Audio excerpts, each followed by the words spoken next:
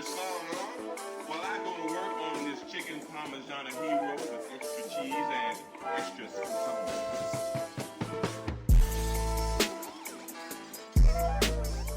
Hello and what is up, my friends? My name is Alex and I would like to welcome you to another episode of Grass in Class.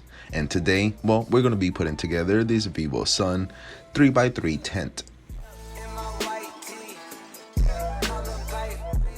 Now, usually I start by doing the upper and lower sections of the tent, in this case, all of the A's. I then make sure I have all of the pieces and they're the correct ones, and one thing that really has helped me is to make sure that all of the caps that are on the end of these corner pieces are facing the same way when you put this together.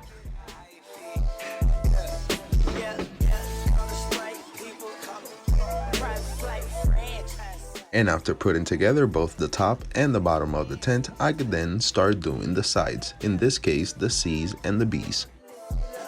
Once this frame is completely assembled, this tent will be standing at 6 foot tall.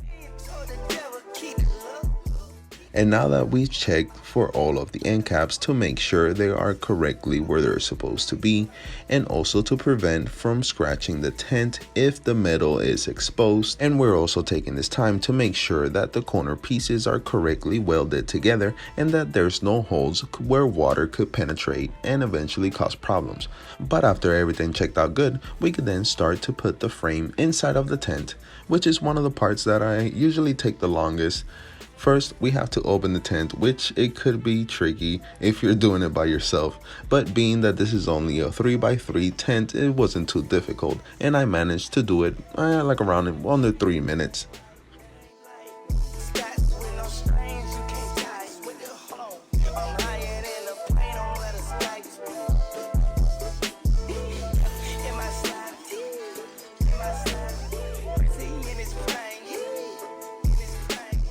And now one of the things I do like about the new style of tents that are coming out is this little Velcro window that they're implementing in just about all of the new tents. You're able to take a peek in there and take a look to see if the lights are on without completely having to open it up.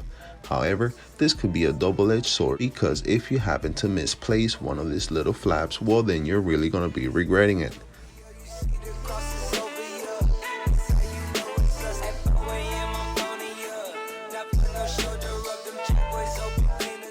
And just like every other tent, this also comes with a little mat that you place at the bottom. And as far as exhaust vents, we have two 4-inch on the tops opposite side from each other. On the roof we have a 6-inch. On the bottom we have two 6 inches opposite side from each other next to the vents that we could cover.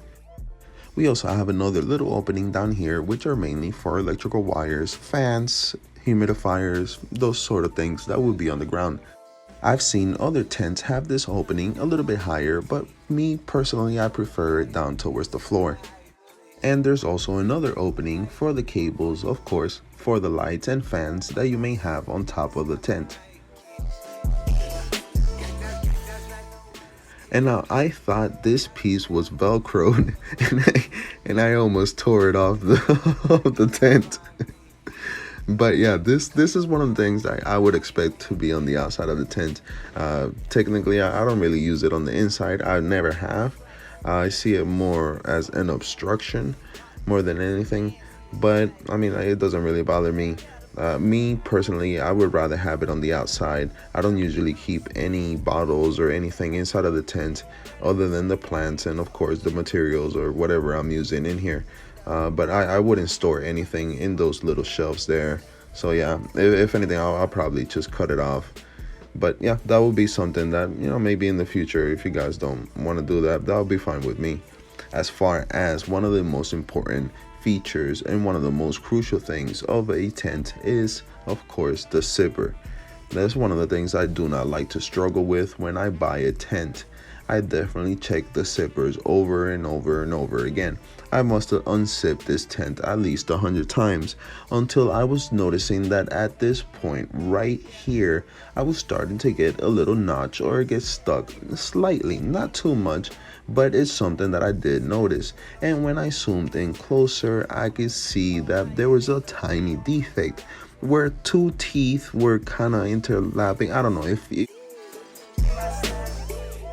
I don't know, but for some reason, this section right there was giving me a little bit of issue or a little hiccup.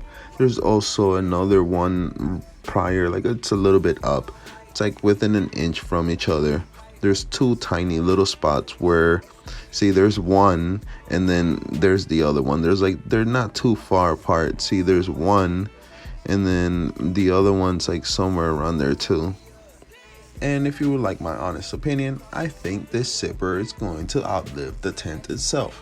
I've had a Gorilla Grow tent that gives me more of a headache on the zipper, especially on the corners. And well, that thing is still going on strong for over 2 years now. So this little hiccup on this zipper, I don't really see it causing any problems in the near future. And with a price tag of $81.59 US, I will be giving this tent a rating of a 9.3 out of 10. So when I step to the high road, I see CCTV and cameras. They're going hard for the riches and fortunes. From the street vendors to the bankers, boys in blue always looking for a problem. There's a price to pay when you're a black man. There's a next on pressure in both sides. He don't give a fuck, and we call him the tax man. Yo, so welcome to London, fam. Poverty, we got that in abundance, fam. Some are homeless, some are reckless. You'll get fucked if you fuck up on a London gang. But Sterling, they run up on your London brands. Working and mash up all your London plans. You can't argue when we start charging congestion. That's another London scam. So fuck off. Find my money. Come back. Put it in my hand. And then fuck off. Welcome to London, young man. And now VIVOSUN was super amazing and awesome by also helping me out with this little kneeler / chair. It definitely comes in handy in the garden when I have to kneel and work on the plants.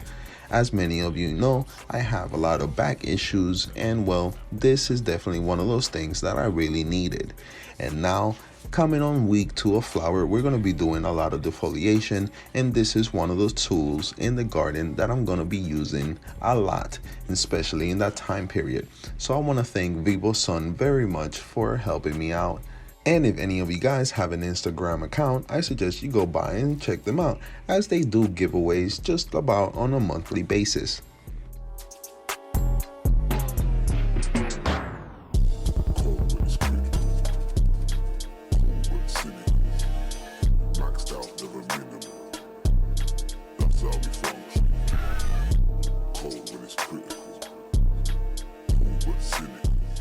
Oh, and I did forget to mention, they came with this pair of gloves here. I don't know what they're for. I guess they're kind of for like the roots or like aerating the soil. Wait, hold on. I want you to go in the comments right now. Wrong answers only. Go ahead, make them funny. But alright, my friends, I don't want to take any more of your time because I want you to watch the rest of my videos. So until next time, this is Grass in Class signing out. Peace.